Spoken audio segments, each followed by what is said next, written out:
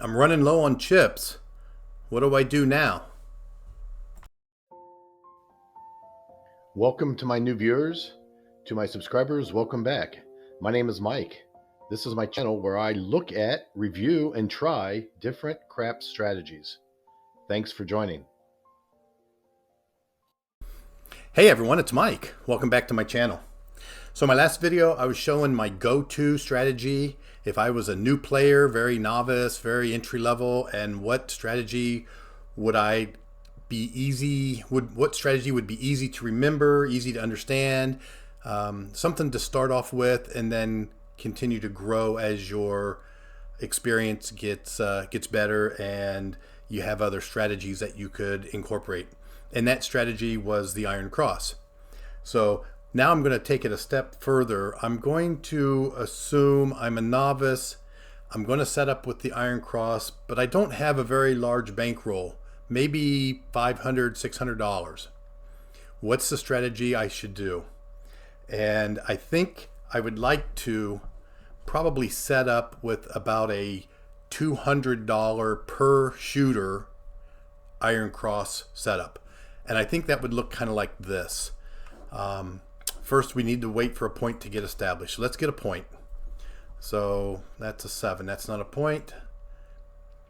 Okay, there's an 8. So the puck moves to the 8.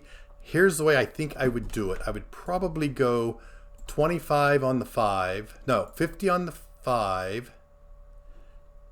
60 on the 6 and 8.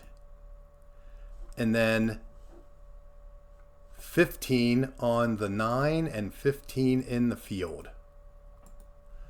That's a $200 initial bet.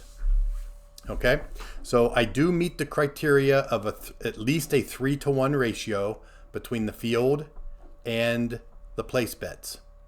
So I could probably go to 30 here. If I was really hurting for money, I could. Let's just see what that looks like. If I go 25, 30, 30, 15, 15, there's $115. So that's a pretty small starting bet size. If my bankroll was around $500, maybe $600, I may have enough for 5 shooters. So the idea here is that you still maintain that 3-to-1 ratio, which I am not. This is a 2-to-1 ratio, so I think I better go back. I better go back to the original. Okay, $200. At least a 3-to-1 ratio, and the reason I'm going lower on the 9 is because my 9 is also covered in the field. Okay, so I'm not sure if this is something that you guys have tried or even if there's a name for this. I'm just thinking my bankroll's small. I need to build the bankroll back up. I want to win on every roll. I got to keep an eye on my field bet being removed when it doesn't hit, so I don't get confused there. So, and let's just try this for 3 shooters and see what we've got. Okay, so let's go ahead and roll. So there's a 9, and I'm not sure if we ever press or not. Do we just build the bankroll? So that 9 wins both on my place bet and in my field bet. So it wins 36.75 because it was a buy bet. Let's go ahead and roll. There's a 4. It wins in the field, so it wins 15. Here's a 10. It wins in the field. The only reason I really like the Iron Cross is because every roll wins you money except the 7. So there was a 5. So I win on the place bet, but I lose in the field. So I have to replace my $15 in the field. So this could be something to try to build your bankroll back up. So I've rolled 7 times. I'm up 136. So maybe now you can regress down. If you're at a $10 table, why don't we do this? Why don't we regress down to $10 in the field, $10 on the 9, and 30 on the 6 and 8. Do you want to do 30 on the 5 or not? Doesn't matter. 25 or 30 in there. So there's 110. So I've regressed down from 200 to 110. So now if I do hit the 7, at least I lock in $26. There's a 4 that wins in the field. Now I'm winning less now because I've regressed down, but I am maintaining that 3-to-1 ratio.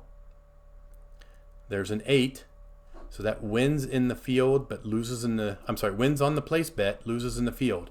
My puck is off, so I'm going to go ahead and roll for a point and then reestablish my field. So there's a 4, puck goes to the 4. Let's go ahead and put $10 back in the field. And let's continue. We're still on shooter 1. There's an 8, again, that wins on the place bet, loses in the field. It wins 35 on a $30 place bet, but I lose $10 in the field, so that should give me a net profit of 25. Okay, there's a 4 that wins in the field, and the puck is off. So when the puck is off, I can take this bet down. Roll for a point. The 8, puck moves to the 8. Go ahead and put my field bet back up. I'm still on shooter 1. There's an 11 that wins in the field. There's a 9 that wins in the field and the place bet. So that's a good bet. There's your 7 out. So shooter 1 rolled 16 times. We regressed down to lock in some profits. So we went from a $60 6 and 8 down to a $30 6 and 8 to lock in some profits. And then when the 7 finally hit, we did lock in $131. So is this a good bankroll builder when you're low on funds and you want to try to get at least something out of every roll? Let me know your thoughts. I think this will be a very short video, but I think it's one that if you've tried your other strategies and it's just not working out too well, you're getting a lot of 0.7s and maybe some you're hitting your lay bet and you're losing it or whatever.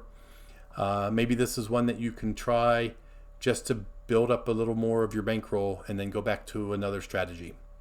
So I think I'm going to call it a regression iron cross short stack. Yeah, short stack.